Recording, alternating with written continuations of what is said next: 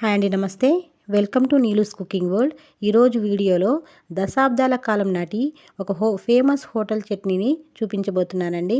అదేనండి, హైదరాబాద్లోని మల్లేపల్లిలోని Lingaiah hotel style చట్నీని చూపించబోతున్నాను. ఇది చాలా ఫేమస్ అండి.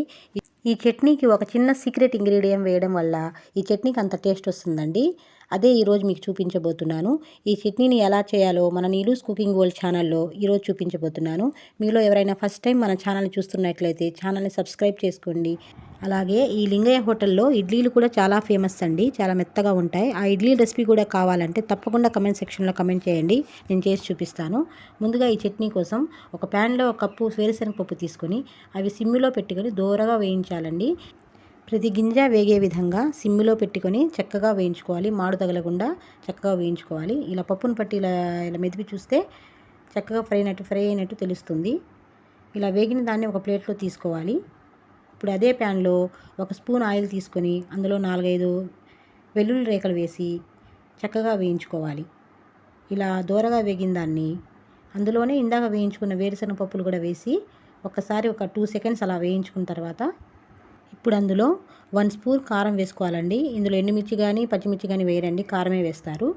ఇలా కారం వేసిన వెంటనే స్టవ్ ఆఫ్ చేసేసుకోవాలండి, లేకపోతే మాడిపోయిన వాసన వస్తుంది. ఇందులో ఒక 1/2 కప్పు చింతపండు రసం వేసేసి ఒకసారి కొంచెం ఇలా కలిపేసేసి కొంచెం చల్లబడిన తర్వాత మిక్సీలో తీసేసుకోవాలండి. ఇలా మిక్సీ జార్లో తీసేసుకున్న తర్వాత అందులో ఒక స్పూన్ కొంచెం ఉప్పు వేసుకోవాలి.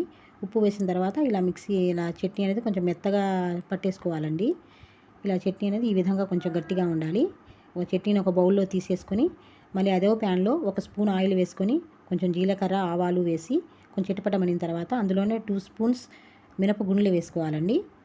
ఇదేనండి సీక్రెట్ ఇంగ్రీడియంట్. ఇది వేయటం వల్ల చాలా టేస్ట్ వస్తుంది. ఇలా మినపగుండ్లు అనేది ఇలా దూరగా వేయించుకొని అందులోనే ఒక 2-3 రెబ్బలు కరివేపాకు వేసుకోవాలండి. కరివేపాకు కూడా పచ్చివాసన పోయే విధంగా కలుపుకొని ఇప్పుడు అందులో కొంచెం ఇంగువ అనేది వేయాలండి. ఇంగువ అనేది స్కిప్ చేయకుండా వేయండి, వేస్తే చట్నీ అనేది మంచి టేస్ట్ వస్తుంది. ఇలా వేసిన తర్వాత కొంచెం చల్లబడిన తర్వాత చిన్న మిక్సీ జార్లోకి తీసుకొని కొంచెం కోర్స్గా బ్లెండ్ చేసుకోవాలండి. ఇలా కోర్స్గా బ్లెండ్ చేసిన దాన్ని 2 స్పూన్స్ చట్నీలో వేసుకొని చక్కగా ఉండలు లేకుండా చక్కగా కలుపుకోవాలండి. ఉండలేం లేకుండా చక్కగా ఇలా కలిపేసేసుకోవాలి. ఇలా కలిపేసేసుకుంటే మన లింగయ్య హోటల్ స్టైల్ చట్నీ అనేది రెడీ అవుతుందండి. ఈ పొడి వేయడం వల్లనే ఈ చట్నీకి అంత టేస్ట్ వస్తుంది.